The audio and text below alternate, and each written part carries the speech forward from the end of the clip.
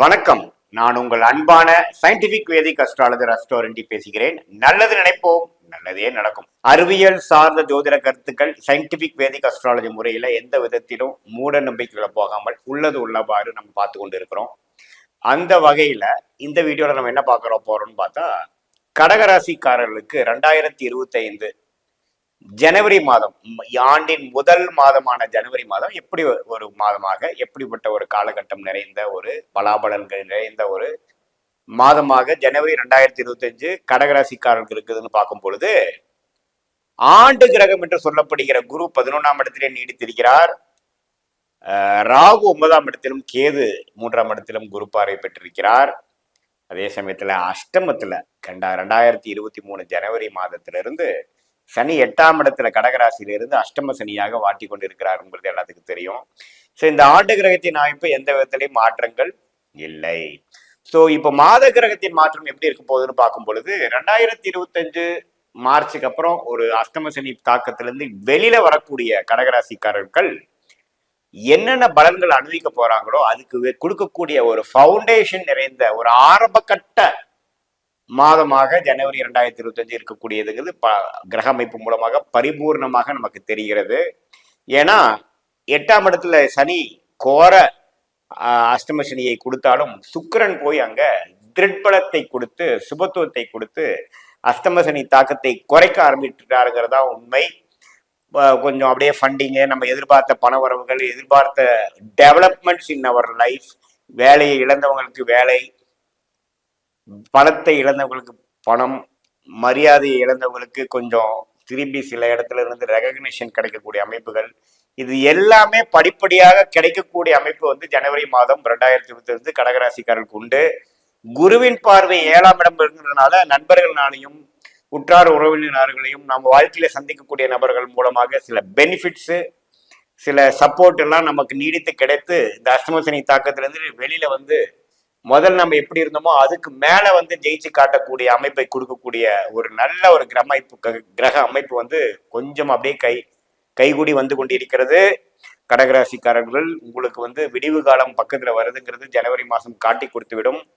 அதே சமயத்துல குருவின் பார்வை புதனுக்கு பெற்றனால கொஞ்சம் புத்தி நல்லா வேலை செய்து, மாணவர்களா இருந்தாலும் சரி, இந்த அக்கௌண்ட்ஸ், ஐடி, சாஃப்ட்வேர் அது மாதிரி முறையில் இருந்தாலும் சரி, நல்லாவே வந்து முதல் இருந்த கிளாரிட்டியோட இப்போ கொஞ்சம் நல்லாவே வந்து புரிதலோட, முயற்சியோட, ஒரு கோல் ஓரியன்டேஷனோட, ஒரு தீர்க்கமான முடிவோட செய்யப்படக்கூடிய அருமையான ஒரு கிரக அமைப்பு புதனும் கொடுக்கிறார். அவரும் பார்த்தீங்கன்னா என்னதான் குருவின் பார்வையிலிருந்து தனுசுக்கு மாறி விலகினாலும் ஒரு மாதத்தின் இறுதி 2 வாரங்கள்ல வந்து எகேன் குருவின் பார்வைகளை வரார். ஸோ தப்பு இல்லை. இந்த மாதம் குறிப்பாக தை மாசத்துக்கு அப்புறம் பார்த்தீங்கன்னா இன்னமே நல்ல பலன்களை கொடுக்கக்கூடிய அமைப்புகள் கடகராசிக்காரர்களுக்கு குருவின் பார்வை 5ஆம் இடம் 7ஆம் இடத்துல விழுகிறதுனாலையும், முயற்சி ஸ்தானம் என்று சொல்லப்படுகிற 3ஆம் இடத்துல விலகிறதுனாலையும் பரிபூர்ணமாக இருக்கிறது. அதே சமயத்துல சூரியனோட பெயர்ச்சி மகர ராசிக்கு சூரியன் தை மாசம் பிறக்கிறப்ப மாறுறதும் பார்த்தீங்கன்னா ராசிக்கு 7ஆம் இடம் கேந்திர பலம் பெற்று 6ஆம் இடத்துல மறைந்திருந்த சூரியன் தனாதிபதி, தனஸ்தானாதிபதி 6ல் மறைந்து பெரிய பலன் கொடுக்க முடியாம இருந்த சூரியன் தை பிறந்தால் வழி பிறக்குங்கிற ஒரு வாசகத்துக்கு பொருந்துற அருமையான பலன்களை கொடுக்கக்கூடிய சூரியன் குருவின் பார்வையும் பெற்று தனஸ்தானதியை நல்ல திருட்பலம் பெற்று வரவேண்டிய பணம் கைகேறி வரக்கூடிய அமைப்புகள், திடீர் பண வரவு, போன பணம் திரும்பி வருவது, இன்வெஸ்ட்மெண்ட் மூலமா வந்தது வந்து ஒரு நல்ல பெருத்த லாபம் பெறுறது, அது மாதிரி பல நல்ல விஷயங்கள் வந்து கிடைக்கக்கூடிய அமைப்புகள் சூரியனும் கொடுக்கிறார். சுக்கிரன் பார்த்தீங்கன்னா என்னதான் 8ல மறைந்திருந்தாலும் அவர் வந்து அஷ்டமனிதனி தாக்கத்தை குறைக்கிறதுக்கு உதவுகிறார். ஸோ சூரியனோட பயிற்சி நல்லா இருக்கு, சுக்கிரனோட பயிற்சி நல்லா இருக்கு, புதனின் பயிற்சி விருச்சிகம், தனுசு, மகரம், இந்த 3 ராசிக்கும் அடுத்தடுத்து இந்த மாதத்தில் டிராவல் பண்ணக்கூடிய சஞ்சரிக்கக்கூடிய அமைப்புகளும் நம்ம ஒரு நல்ல அமைப்பாக தான் இருக்கிறது.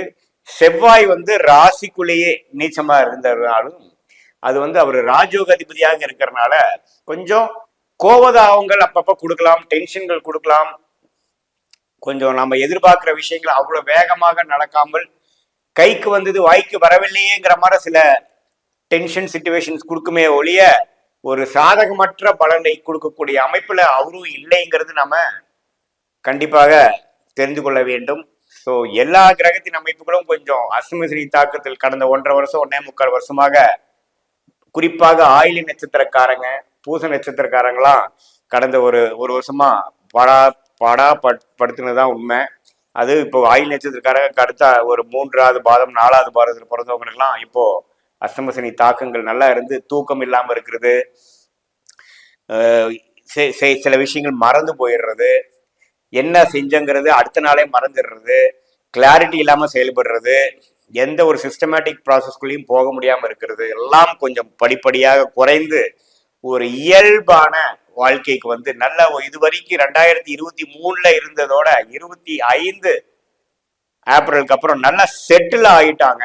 நல்ல ஒரு ப்ராப்பர்ட்டி ரிலேட்டடாகவும் இருந்தாலும் சரி, பண விஷயத்துல இருந்தாலும் சரி, மென்டல் ஸ்டெபிலிட்டியா இருந்தாலும் சரி, மெச்சூரிட்டி இதாக இருந்தாலும் சரி, நல்லாவே ஓரளவுக்கு மேலே வந்துட்டாங்க. அது மாணவர்களாக இருந்தாலும் சரி, நல்லா டெவலப் ஆகி நல்ல ஒரு உத்வேகம் பெற்று நல்ல ஒரு மெச்சூரிட்டி பெற்று விட்டாருங்கிற அர்த்தமாகவும், ஒரு முதியோர்களாக இருந்தாலும் சரி உடம்பு பாதைகள்லாம் கொஞ்சம் சரி பண்ணி இப்போதான் ஓரளவுக்கு உடம்பு சரியாக நல்லா இருக்கிறாங்க அப்படிங்கிற மாதிரியும் வரக்கூடிய அமைப்புகளாக இந்த அஷ்டமசனி தாக்கங்கள் எல்லா வயதினருக்கும் கொடுத்த பிரச்சனையும் நீங்கி ஏப்ரல் மாசத்துக்கு அப்புறம் முழுசா வெளிவரக்கூடிய ஆரம்பகட்ட மாதமாக இந்த ஜனவரி 2025 கடகராசிக்காரர்கள் இருக்க போகுதுங்கிறது நீங்க தெரிஞ்சுக்கணும்.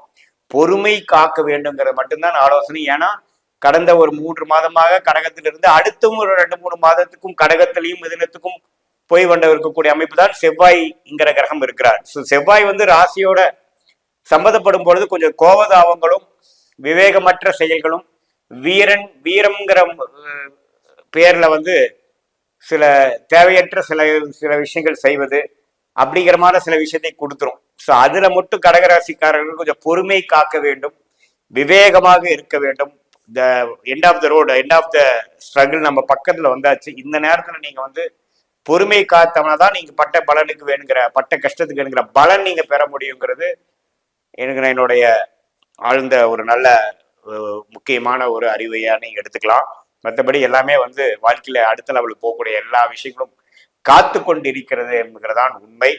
இது ஒரு பொதுவான பலன்களே தவிர இது வந்து உங்களுடைய ஜென்ம ஜாதகத்தில் நீங்க பிறந்த தேதி, பிறந்த நேரம், பிறந்த ஊரை வைத்து உங்களோட ஜாதகத்துல எந்த லக்னத்துல பிறந்தீங்க, லக்னாதிபதி எப்படி இருக்கு, எந்த நட்சத்திரத்துல பிறந்தீங்க, எந்த நட்சத்திரத்துல பிறந்தீங்கன்னா எந்த தசாபுக்திகள் போகும், அந்த தசாபுக்திகள் இப்ப என்ன போயிட்டு இருக்குது, தசநாதன் கோச்சாரத்துல நம்ம பேசின கோச்சாரத்துல எப்படி இருக்கிறார், புக்திநாதன் எப்படி இருக்கிறார்லாம் மிக்ஸ் பண்ணி ஒரு அக்யூரேட்டான ஒரு துல்லியமான ஜாதக பலன் எடுத்து நீங்க கேட்கக்கூடிய அடுத்து வரக்கூடிய காலகட்டங்கள் எப்படி இருக்கும், எது மாதிரி நம்ம உத்வேகமான சில விஷயங்கள் செய்யலாம், எதெல்லாம் நம்ம அவாய்ட் பண்ணலாங்கிற ஒரு துல்லியமான பலாபலன்கள் எடுக்க முடியுங்கிறது நேயர்கள் தெரிந்து கொள்ள வேண்டும்.